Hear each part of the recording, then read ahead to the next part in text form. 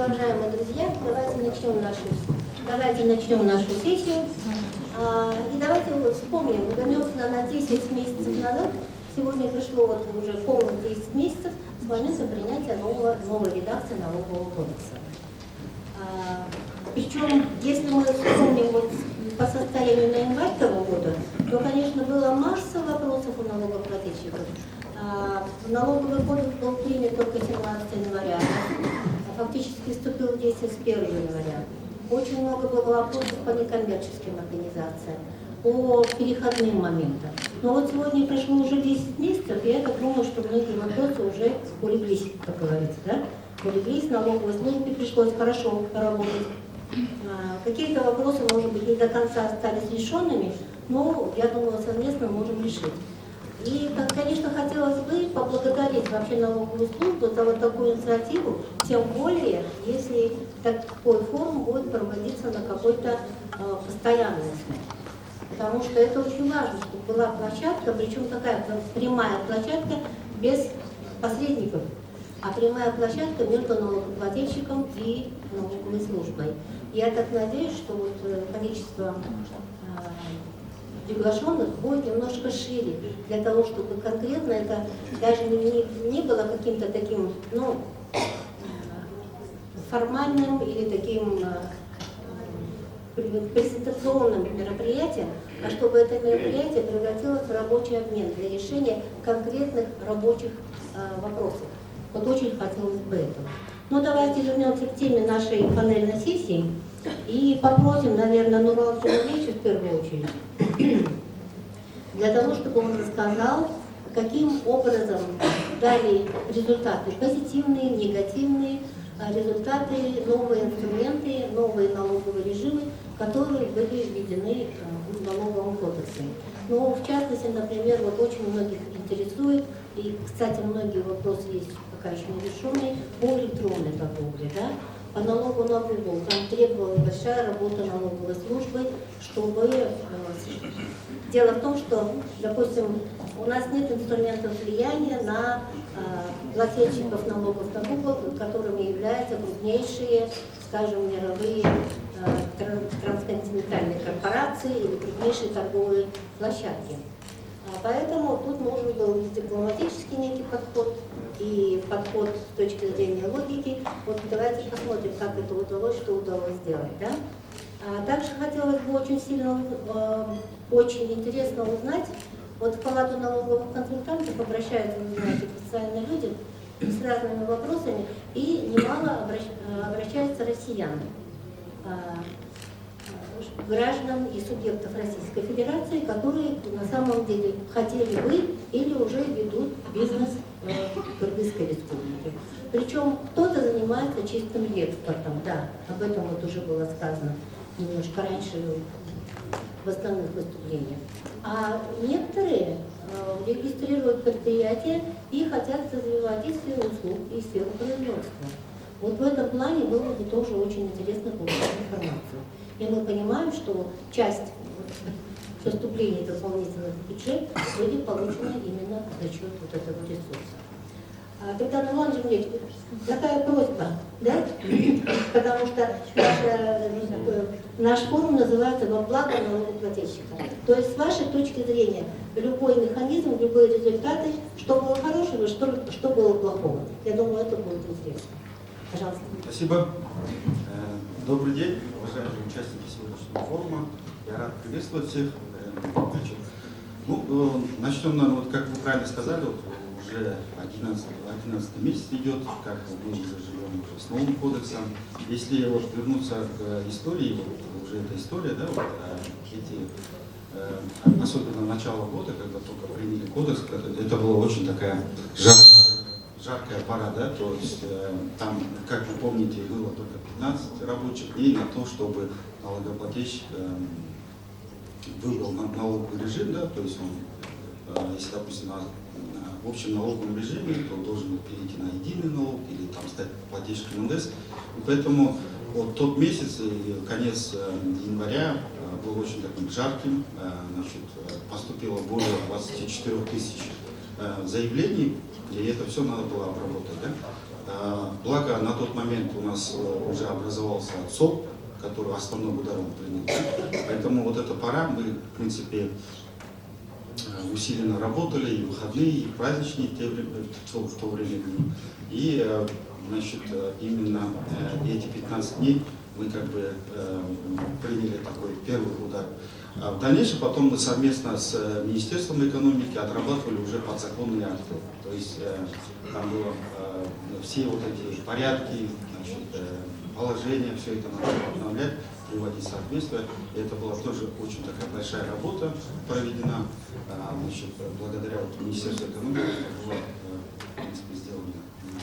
То, что касается тех новшеств, которые, вот, можно сказать, отличия от предыдущего налогового кодекса, как вы правильно ответили, это электронные услуги, электронная торговля, то в этом направлении тоже была проделана большая работа.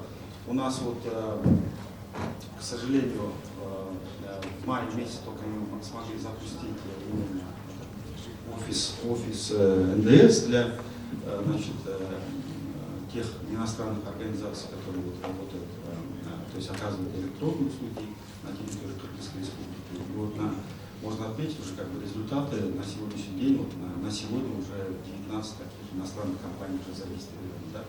Ну там более-менее такие крупные, вот, если отметить, вот, Яндекс Такси, Слово и так далее. Да? То есть за этот период выплачено уже более 84 миллионов сомов по этому налогу НДС.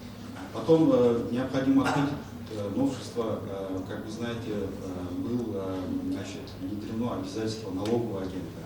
То есть плательщик НДС и другие налогоплательщики, если получают услуги или работы от иностранных компаний, то они должны уже исполнять обязательства налогового агента и удерживать НДС. Тоже это новшество. Был отработан отдельный налоговая отчетность. И, соответственно, тоже это уже какой-то результат уже дал. Поступило уже более 550 миллионов сомов от налоговых агентов. Здесь особенность в том, что именно налогоплательщик НДС берут ее в зачету, а уже другие, остальные, которые в других режимах работают, не берут ее в зачету.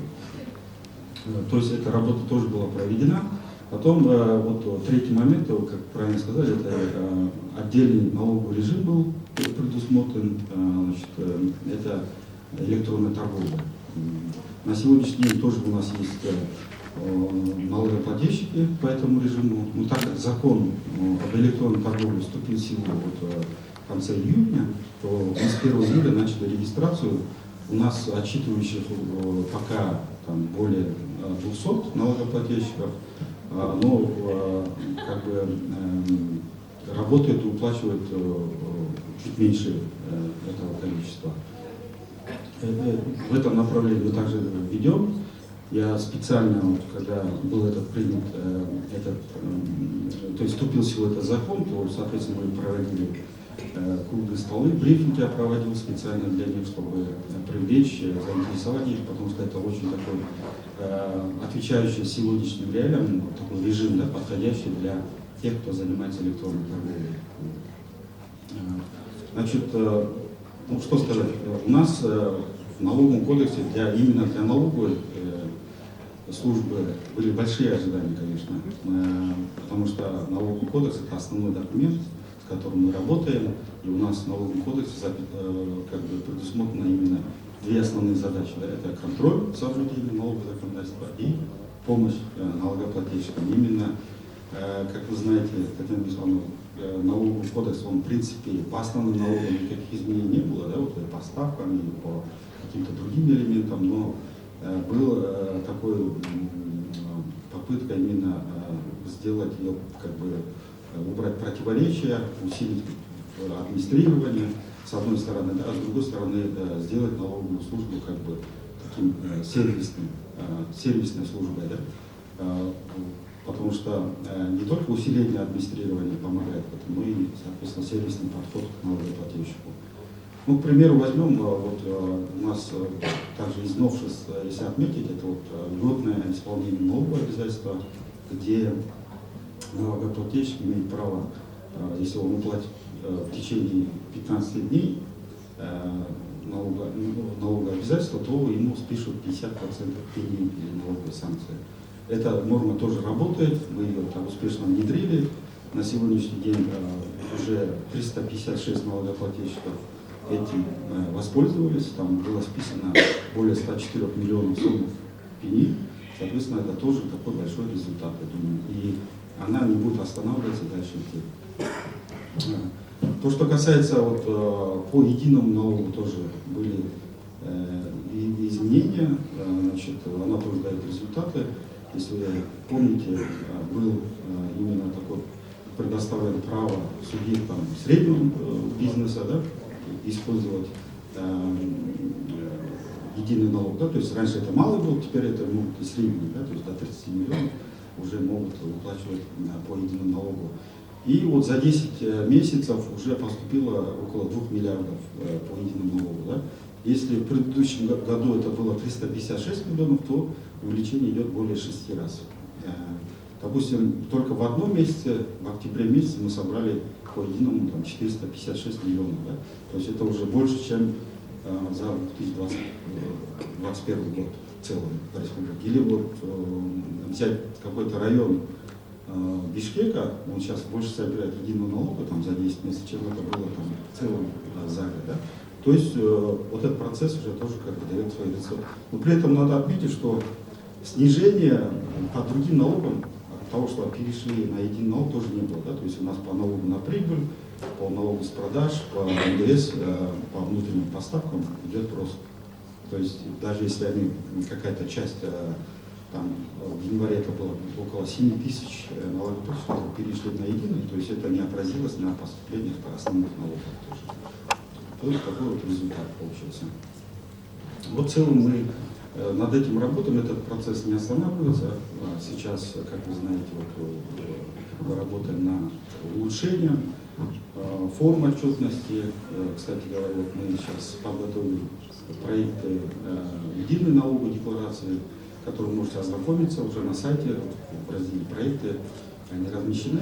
Если будут какие-то замечания, мы готовы их рассмотреть. Пожалуйста, обращайтесь.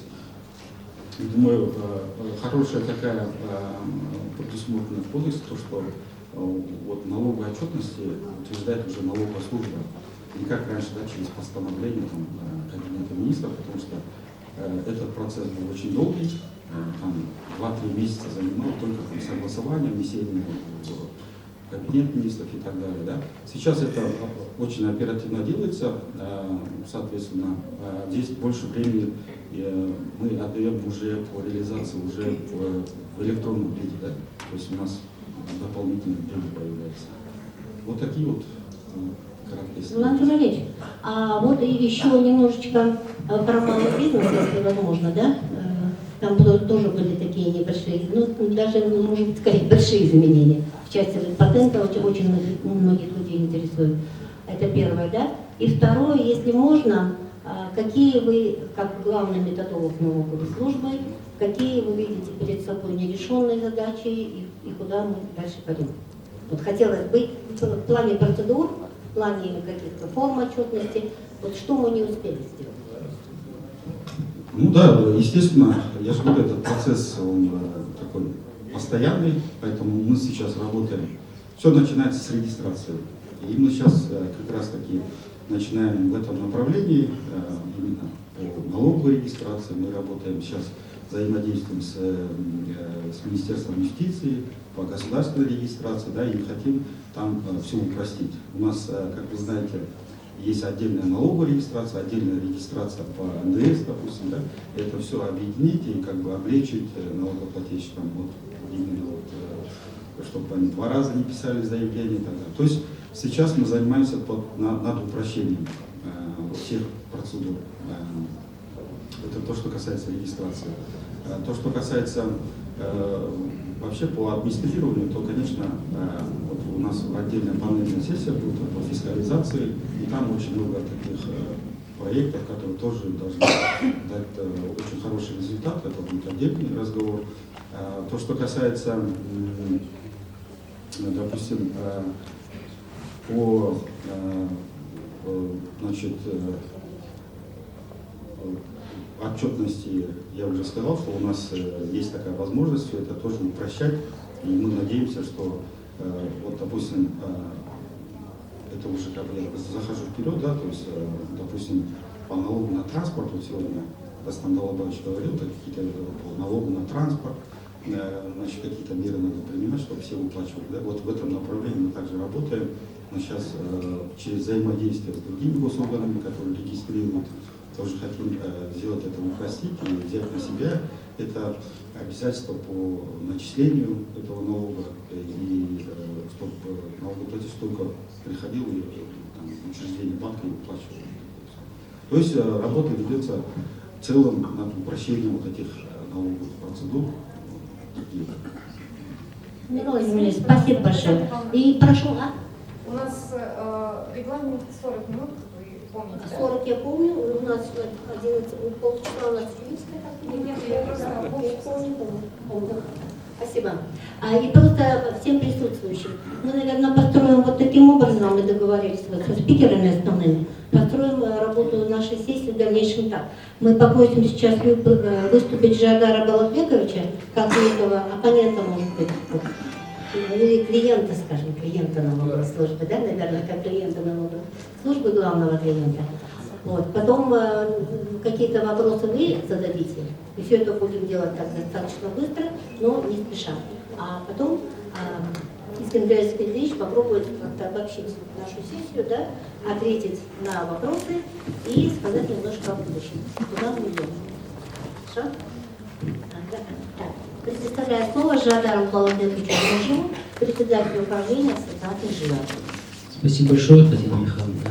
Добрый день, дорогие друзья, уважаемые представители государственных органов, ваши коллеги. Действительно, такой момент, что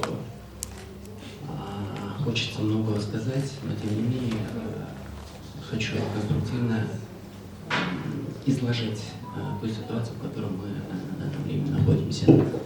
Значит, действительно, когда принимали данный новый налоговый кодекс, с тревогой мы наблюдали, потому что принимали его в спешке, на скорую руку. Но так или иначе, мы с 1 января 2022 года уже начали работать по новому налоговому кодексу. За эти 9 месяцев, включая сентябрь, мы еще не получили еще конкретные статистические данные по месяце октября. Хочу сказать, что были позитивные моменты и были действительно негативные результаты из того, что мы сейчас имеем. Конечно, был большой вопрос по налогообложению именно общепитов, где, несмотря на наши рекомендации, была установлена ставка в виде 8%, это была действительно большая ставка. Почему? Потому что я сам как предприниматель, представляющий именно общепит и торговлю, действительно, я почувствовал на себе, что значит 8% платить. Да? Я просто для себя сделал такой вывод, что многие представители общепита, которые работали на основании контракта, была такая соответствующая процентовка в виде где-то 2-2,5, ну 3% максимум. И начали сразу одновременно платить 8%. Мы тогда поняли, что надо доработать в данный момент, что надо уже разделять именно этот сектор. Поэтому уже тогда мы начали готовить свои предложения по данному вопросу. Теперь получается,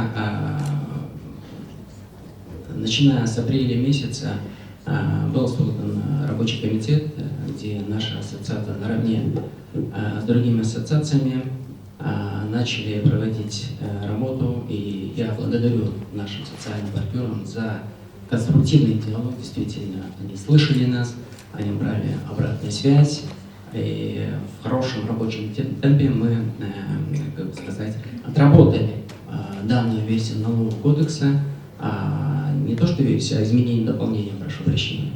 Но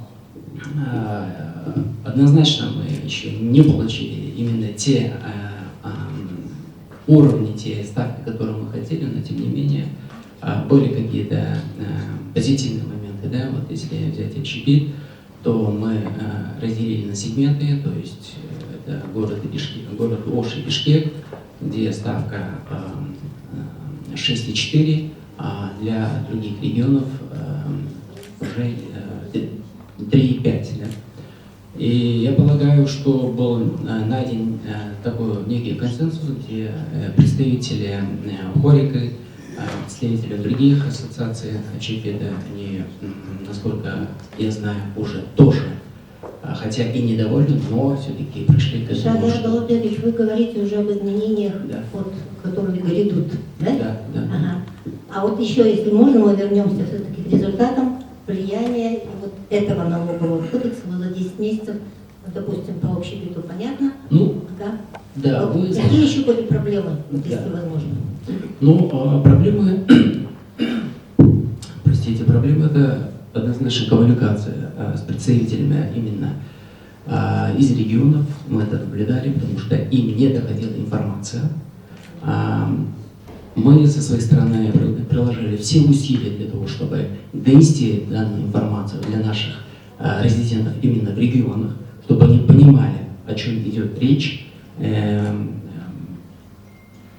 Для тех представителей, которые до сих пор сидят в тени и чувствуют себя комфортно, была другая работа. Мы проводили интенсивную работу и с другими ассоциациями для того, чтобы пропагандировать именно этот вариант, что мы должны все-таки выходить из тени и работать по новому налоговому кодексу. Ответил ли я на ваш вопрос или нет все-таки? Спасибо. Спасибо. Теперь, уважаемые присутствующие, чтобы немножко было интереснее, давайте все-таки ответим на живые вопросы, попытаемся ответить или понять какую-то проблему, которая есть сегодня. Пожалуйста, вопросы. Можно, может быть, я? Вы хотели что-то сказать, да? Да, я, наверное, может быть, подытожу, а потом уже на вопросы. Хорошо, давайте. Хорошо. Если зал будет не против. На самом-то деле, новый кодекс, вот то, что он вступил, он как бы открыл для нас, для всех, все вещи, которые вот уже несколько лет так вот она, вот как лежала, да, вот, каждый на своем месте. Это произошло почему? Потому что в прошлом году президент указом предложил освободить малый бизнес от налогообложения до 8 миллионов.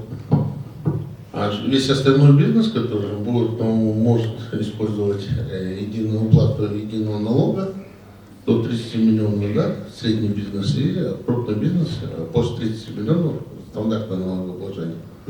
Но в этот момент вот, те люди, те предприниматели, которые уплачивали налог как под видом малого предпринимателя, они начали выступать с протестным заявлением о том, что не надо нас освобождать, мы будем платить патент, потому что у нас объемы и 50 миллионов, и 100 миллионов суммов. Оставьте нам налогообложение в форме патента. Тут многие предприниматели понимают о том, что при 100 миллионах оборотах он будет платить патент, который исчислен, исходя из 8 миллионов, и составляет где-то порядка 0,3-0,4%. Это ставка, да? То есть это просто несоразмерно и неправильно. Поэтому вот такие вот вещи она всплыла, все. И вот насчет общепита у нас тоже разговор пошел. На самом деле контракты, они включали в себя 3 вида налога. И когда берешь, по Бишкеку у нас получилось где-то 6,2, 6,4, мы с хориками если считать, в Министерстве экономики, по региону 5,5, 5,2% вот так вот уходило, которые они платили от контракта, от объема. Поэтому мы пришли к тому, что давайте будем тогда 6,5, но если, и давайте еще дальше, у нас принцип такой, если будешь использовать безналичную форму оплаты, давайте на 2% еще, чтобы ниже было. И поэтому мы в этом направлении работу и провели совместно с общепитом. Они согласились с нами. Почему? Потому что факт то, что они за последние, по крайней мере, 6 лет, которые мы анализ делали, примерно 1,6 6,1-1,5%. А нет, 6,1-6,5% уходил.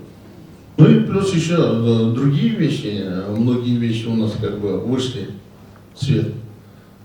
Многие вещи мы не облагаем, допустим, креативная экономика, да, креативщики у нас, дизайнеры и так далее, и так далее. Ну, очень много, да, там, я не буду говорить конкретно профессии, но их очень много.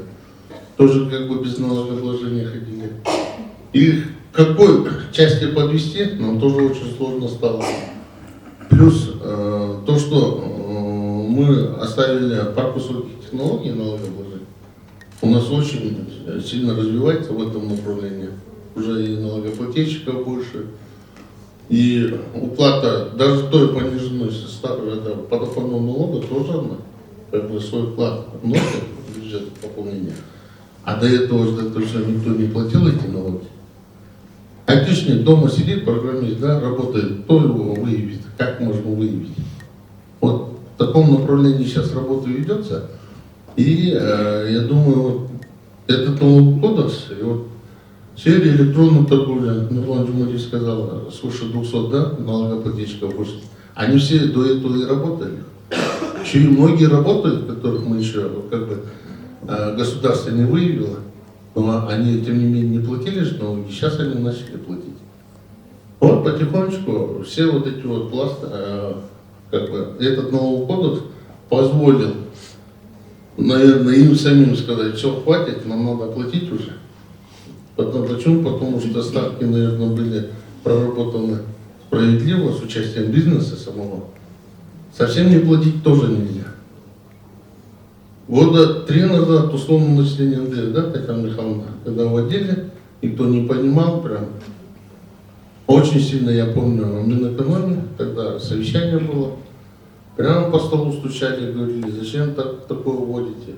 В этом году это очень... Процесс работает, свыше 100 налогоплательщиков в этом режиме работает, вот, как представитель ВНКЛК сказал, есть зерно, но она сейчас в сфере торговли только работает, то есть при реэкспорте товаров. Можно будет проработать переработчиков, да, для переработчиков сырья, которые завозят, НДС оплатили, переработали, вывезли готовый продукт. Давайте Министерство экономики открыто для этого, я думаю, и налоговая служба тоже открыта, вместе сядем, просчитаемся, и вот как вы сказали, там у них условия налогообложения немножко иное, единый налог 3% оплачивать, но при этом НДС, он как бы в бюджет не уходит, он стоит на депозите и обратно после подтверждения забирается налогоплательщик. То есть процедура очень легкая, простая, прозрачная, поэтому, как бы, вот, как вы сказали, 9% мы вернем, а остальное пускай государство остается. Уже даже с 8% начали, да? Поэтому, как бы, мы готовы, давайте вместе сядем, рассчитаем, посчитаем все для переработчиков. Может быть, и производители тоже. Сейчас немножко в 2 словах скажу. Такие изменения, которые, то, что мы проработали, рабочая группа при активном участии бизнес-сообщества, ДЖИА хорошо участвовал, ассоциация производителей, поставщиков участвовали очень хорошо, другие ассоциации. В настоящий момент идет, допустим, единый налог, мы ограничились 30 миллионами суммами. Но на самом-то деле, если начинать считать, даже вот элементарно начинать считать, кафе, 300 человек посадочных мест, по 1000 сом с человека, 30% загруженность, это уже больше 30 миллионов сумм.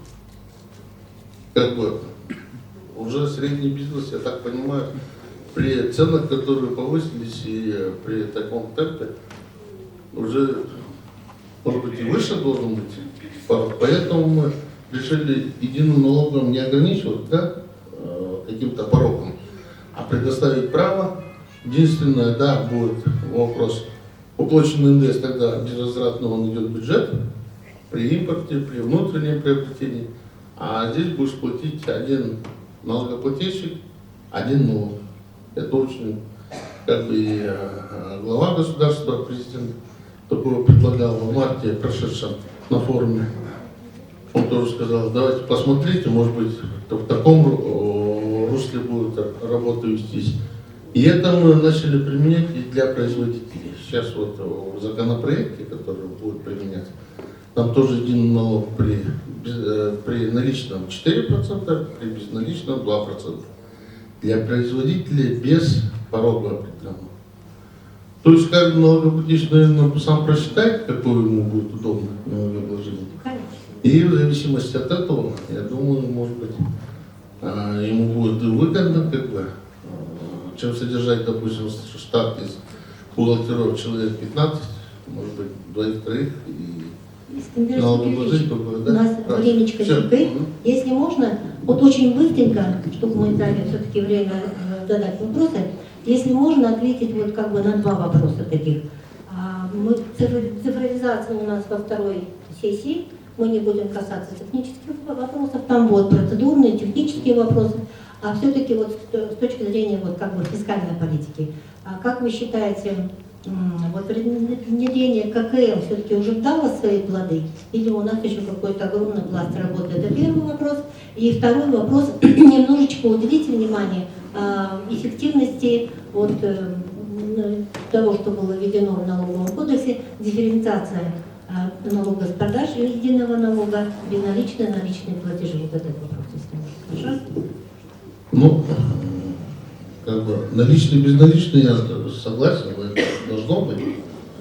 Но если это приносит для налогоплательщика, предпринимателя, какую-то выгоду.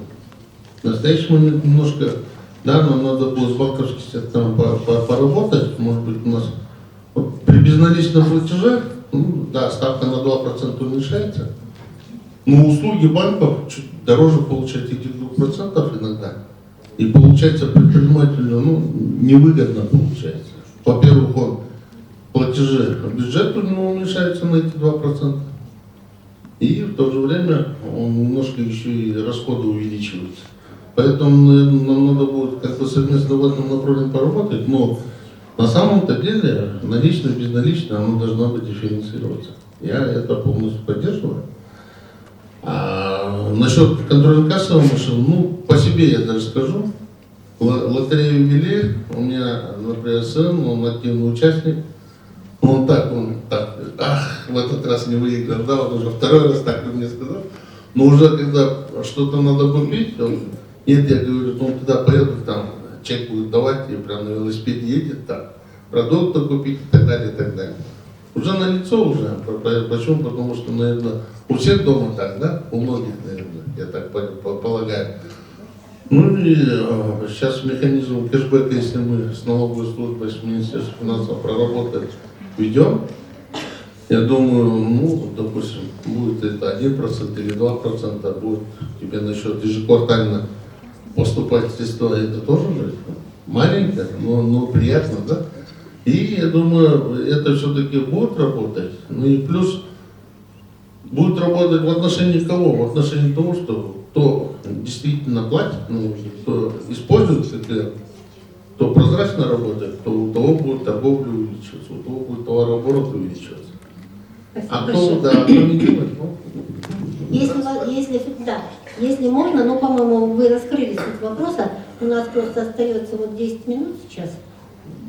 Примерно Саганалия на нас это строго держит, поэтому давайте дадим все-таки присутствующим слово. Пожалуйста, какие-то вопросы нашим спикерам. Гульнара Тураевна, пожалуйста. Добрый день. Приветствую всех участников национального форума. Гульнара Ускинбаева, Ассоциация поставщиков, производителей, дистрибьюторов. Вот сейчас Нурлан Джумалиевич сказал, что налоговая служба работает над упрощением налоговой отчетности. Мне хотелось бы узнать, есть ли какой-нибудь план, планируется ли привлекать как-то бизнес-ассоциации, или вообще бизнес-среду к разработке. Не так когда уже проект есть, а в самом начале, да, концептуально. что будем упрощать, каким образом упрощать, потому что сейчас довольно много информации идет через информационные системы, да, ну те же СФ, вот ТТН, и, возможно, какие-то отчеты надо пересмотреть с учетом этого, потому что вот мы неоднократно писали, что во многих отчетах дублируется информация и так далее, вот в этом ключе. И второй вопрос про ККМ, тоже вот говорили. Вот сейчас вот это ККМ, который предлагается налоговой службой, ну, по крайней мере, наши 1С-ники говорят, что она никак не интегрируется с 1С. Ну, малому бизнесу, может быть, это не надо, но вот среднему это уже достаточно критично. Все, два вопроса, спасибо.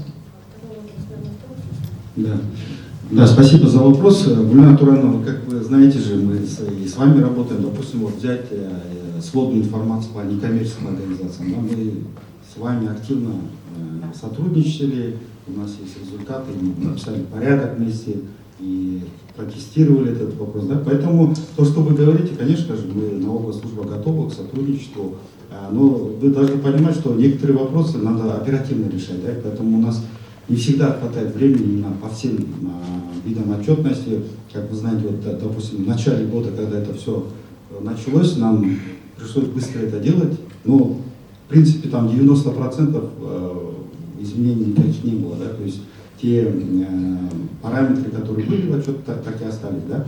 Но в дальнейшем, если какой-то будет, вот, допустим, по такие сложные отчеты, как отчет по НДС, единая налоговая декларация, конечно, мы готовы к сотрудничеству, без проблем, мы готовы обсуждать. Можно это делать заранее, не обязательно там впритык это все делать, да? То есть уже работать и начинать. В принципе, мы готовы к этому.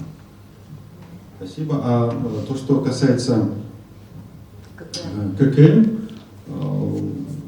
Адлет Сатурбекович, наверное, потом расскажет про это, да, уже в той сессии. Да.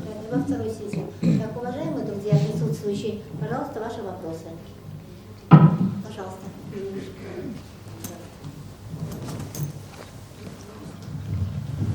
Добрый день, я представитель Союза банков Айнура Тизикбаева. В преддверии вопроса, куда мы идем, мы все знаем, что сейчас разрабатываются новые изменения в налоговый кодекс. И банковского сектора вызывают два изменения основных, которые очень проблематичны, как мы считаем. Это вопрос запроса налоговых служб без судебного разрешения. И второй вопрос – это налогообложение нераспределенной прибыли. Относительно первого вопроса мы считаем, что если экономические аргументы они как-то не действуют, то мы тогда предлагаем работать в правовом русле. Это значит, нужно нам поменять и Конституцию, потому что денежные средства, они являются объектом гражданских прав.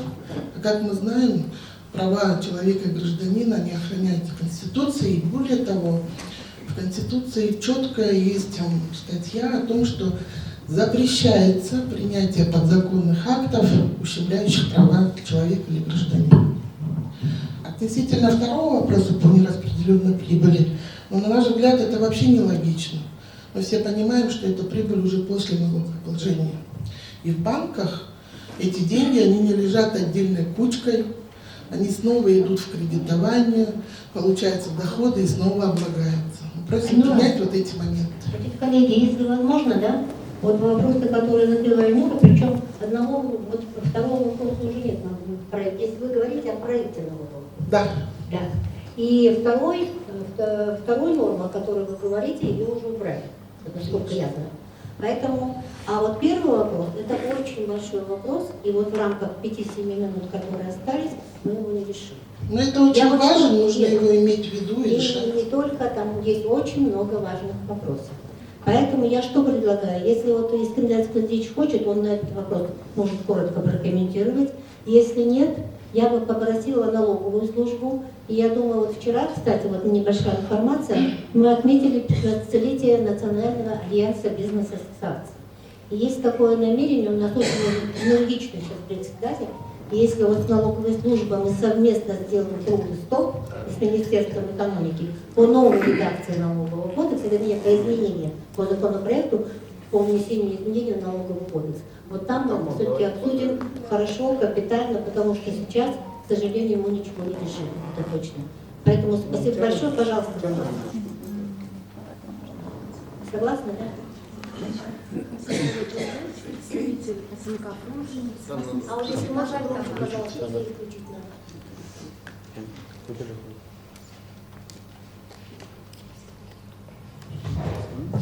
Алсинтова Джилдес, представитель СНК «Фрунзенец». У меня два вопроса по налогу с продаж. Мы, получается, строительная компания.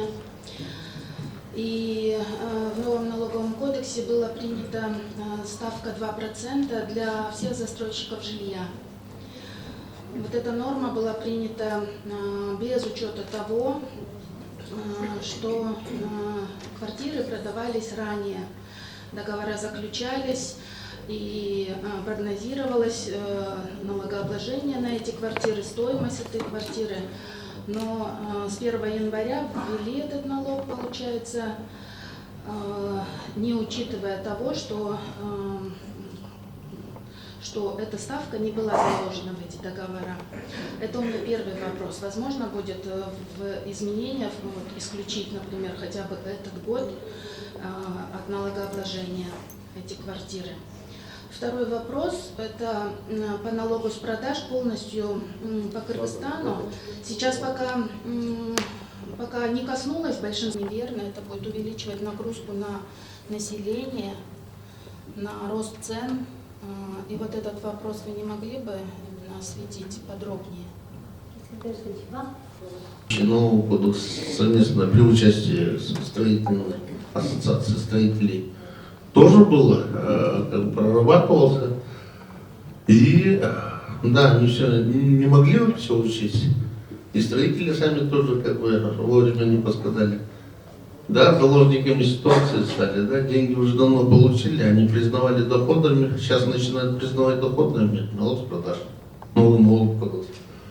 Поэтому да, вот мы проработали вместе, вот, комитет ГИА был, и ассоциация еще вот строители отдельно еще приходили, да, мы очень много собирались, работали. И вот в этих изменениях на последующие 2 года, то есть 22-23 год, вот по договорам, которые заключены были до 1 января 2022 года, при условии безналичных платежей, тогда будет нулевая ставка. Вот. А насчет каскадности налога с продаж, ну, пока будет налог без налога еще действовать, и в этом налоговом кодексе изменения тоже она продлевается этот срок. А там дальше будем смотреть, почему? Потому что, ну, все говорят, повышение цены и так далее. И без этого у нас цена повышается. Ну да, конечно, желательно было бы оставить этот механизм. Ну, будем смотреть вместе, да? Татьяна Михайловна, с бизнесом вместе будем прорабатывать. Почему? Потому что не платят налоги. Многие сектора, некоторые прям не платят. Видно же было, что некоторые прям не хотят платить. Магазин 100 квадратов. Каждый день по 100, больше 100 тысяч сомов оборот. Хочет 2000 сомов в месяц, потом платить и все. И отойдите от меня, говорю. Ну так не пойдет. Да, я извиняюсь. Все, спасибо. Спасибо большое. Ага, еще вопросики, пожалуйста. Вот девушка сзади. Уважаемый участник, уважаемый спикер, у меня вопрос. Параллельно с введением налога, так называемого налога на Google, какие работы ведутся в русле заключения соглашений об избежании двойного налогообложения с теми странами, с которыми ранее такие договора, соглашения не были заключены? Вопрос в том, чтобы создать условия и для тех плательщиков этого налога, которые могли бы иметь возможность взять эти расходы по налогу на прибыль, которые платили здесь, на вычеты в своем государстве. Спасибо. Да, пожалуйста. У нас на следующий момент с 4 государствами есть соглашение. Еще с 10 работа ведется. Как бы работу ведем. Ну, как пойдет, так пойдет, как получится, так получится. Этот процесс такой. Мы же Да. НДС, да? Так? По косвенным налогам, да? Да, вот чтобы они могли бы там у себя взять на вычеты. Ну, Здесь, работа в этом направлении. здесь имеется в виду не НДС, а налог на доходы нерезидентов, да, который вот, налог на доходы, да, соответственно. Да, действительно, у нас вот со многими странами, с основными партнерами у нас есть такие соглашения, тут страны СНГ, там Канада, там Турция и так далее, да. Конечно, есть очень важно сейчас вот, это зависит, это же не от нас самих зависит, да, это двусторонние соглашения, поэтому это зависит от того, как мы договоримся с другой страной, да. То есть тут самые важные, вот, допустим, я считаю, сейчас это вот с США, допустим, да, с Японией, там, а вот с Китаем у нас есть уже это основное, да. То есть США очень там такой, ну, там связанный с политикой и так далее, очень непросто это договориться. Поэтому это работа вот, Министерства финансов, Министерства экономики сейчас это проводит такую работу, но это еще раз зависит от таких двусторонних договоренностей. Спасибо. Коллеги, у нас буквально 2 минутки. Но давайте последний вопрос, прям больше нет. Саубан Компаньон. У меня относительно отчетности вопрос. По новому налоговому кодексу объединили отчеты по подоходному налогу и соцотчисления. И тут же возникли проблемы, то что некоторые вычеты, которые есть в подоходном налоге, отсутствуют в соцотчислениях и наоборот. Да, вот это из-за асинхронизации, точнее, возникла проблема, то что отчетность некорректно сдается. И этот отчет и налоговая признает, что вот вы так должны сдать, но налогоплательщики становятся заложниками, потому что они осознанно сдают некорректный отчет, потом при проверке нам это могут предъявить. Второй момент про преференциальные районы. Как мы знаем, для преференциальных районов есть ставка подоходного налога более облегченная 5%. Но это обратно же из-за того, что отчетность была в свое время недоработана, большинство налогоплательщиков в этих районах заплатили по ставке 10%. Когда же отчет доработали, налоговики на местах сказали, что уточненные отчеты уже не будут приниматься. То есть налогоплательщики переплатили, а эту разницу, получается, налоговая служба не будет возмещать. Спасибо. 61-й отчет по подоходным, страховым взносам и там еще от сведения, которые идут сведения по труду, отчет по труду, да, который идет в органах статистики, да, там действительно есть такие проблемы, потому что у нас по подоходному, если даже есть одна база, налоговая база, да, то там могут быть МРД, там, допустим, разные там льготы разные, там, значит, даже если взять перечень МОП, там ТОП, да, который не использует МРД, то тоже разные, да, то есть нюансы, которые необходимо решать. И вот сейчас как раз таки мы создали рабочую группу у нас в налоговой службе, где есть представители, значит, соцфонда, статкома, есть представители, значит, некоторых налогоплательщиков, которые сейчас мы как раз таки отрабатываем. И те вот эти моменты, если надо будет, внесем предложение по изменению каких-то вот, по нормативной части, там много вопросов по технической части, да, вот то, что касается вот этого помощника, калькулятора, который вот помогает заполнить этот отчет. Поэтому эта работа ведется, да, мы признаем, есть там проблемы, которые надо решать. Да. Оксана Михайловна, у нас получается, Чингис Айтанович чуть-чуть раньше руку поднял. Если у него короткий вопрос, то... Смитрбаке, я хотел бы чуть-чуть уточнить, да, свое предложение, которое я в начале нашей сессии высказал. Речь идет не о сырье, которое в Кыргызстане перерабатывается, а потом в виде готовой продукции экспортируется, а речь идет о готовой продукции, которая импортируется в Кыргызстан, здесь растамаживается, а дальше, по сути, полностью перепродается в Российскую Федерацию. То есть именно в этом моменте возникает вот этот самый НДС, который уплачен государству, но по факту его вроде как по закону можно вернуть. Но если смотреть историю, то там есть и суды, и люди, которых посадили, и страшно, да, то есть строить на этом какой-то бизнес-план очень сложно, поэтому я предлагал именно как-то вот это вот все выстроить, И здесь предприниматели готовы какую-то часть НДС оставлять. А что касается переработки внутри страны и экспорт готовой продукции, ну, это надо поощрять и дальше. Спасибо. Условно начисление НДС, завозишь, НДС на депозит, вывез, 180 дней подтверждение идет, НДС забираешь, единственное, единый налог 3% оплачиваешь. Слушай, все, эта норма действует, она уже в нашем налоговом законодательстве уже, по-моему, с 2020 года действует. Это вот 3-й год, это норма.